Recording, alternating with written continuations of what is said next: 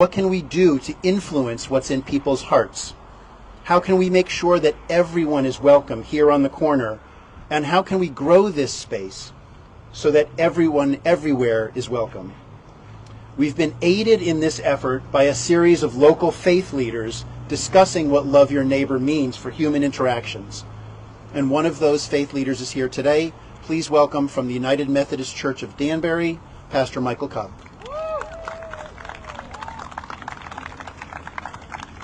Thank you. Thanks very much. Before serving in Danbury, I served in Woodbury, and I was out here most weeks for about 2 years. And I look out, and I don't know a whole lot of you, and I'm so excited because that means that this is just growing and growing and growing and reaching more and more people. And what could be better than that? When I was asked if I would come and speak, I was thinking, well, what could I say? We're reflecting on 5 years since George Floyd's killing. What has happened in that 5 years? I remember there was a lot of talk of police reform, of investigating police departments where this sort of thing seemed to keep happening. And I saw 4 days ago a news article about this, and I don't want to get it wrong, so I'm going to just read a little bit of it to you.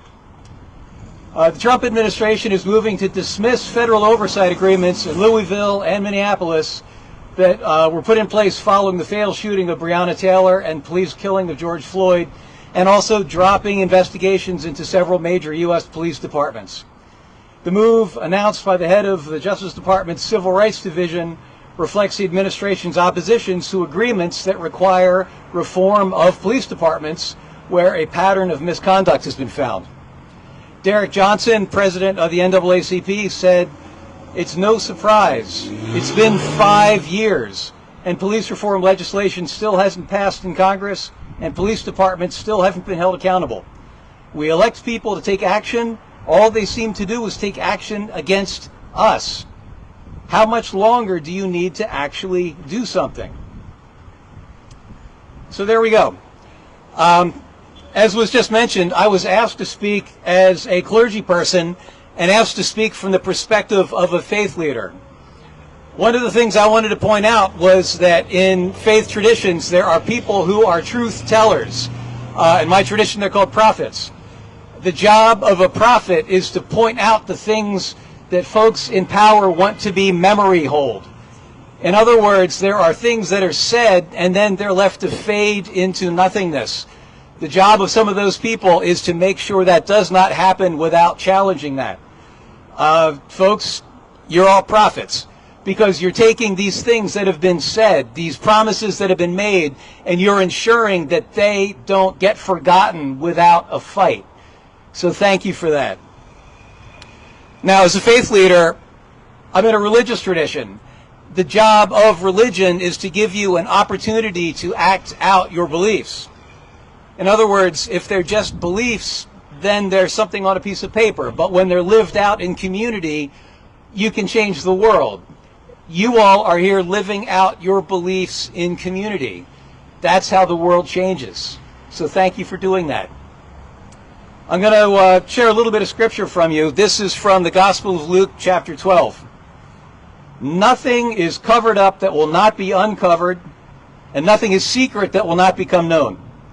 Therefore, whatever you have said in the dark will be heard in the light, and whatever you have whispered behind closed doors will be proclaimed from the housetops." Can you guess why I wanted to share that with you?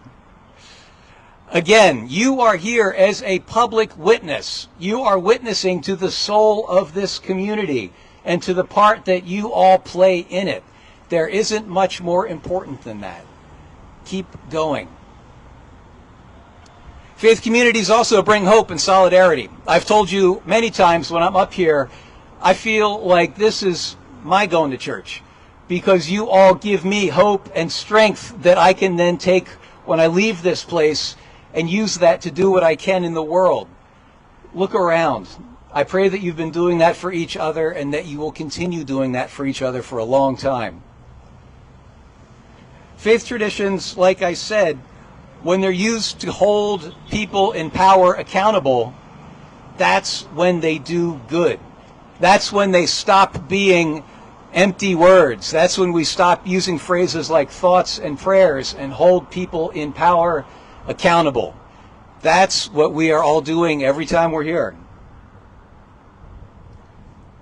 Two other things I wanted to share.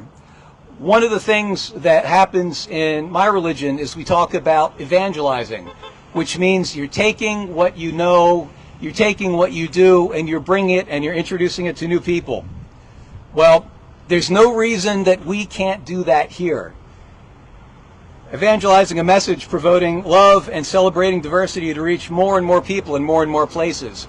I have been serving in a new community, and you better believe I take what I got from here and I use that when I go to town halls, and I use that when I sign petitions, and I use that when I talk to city councilmen. Just look around. And what if every person here was doing that?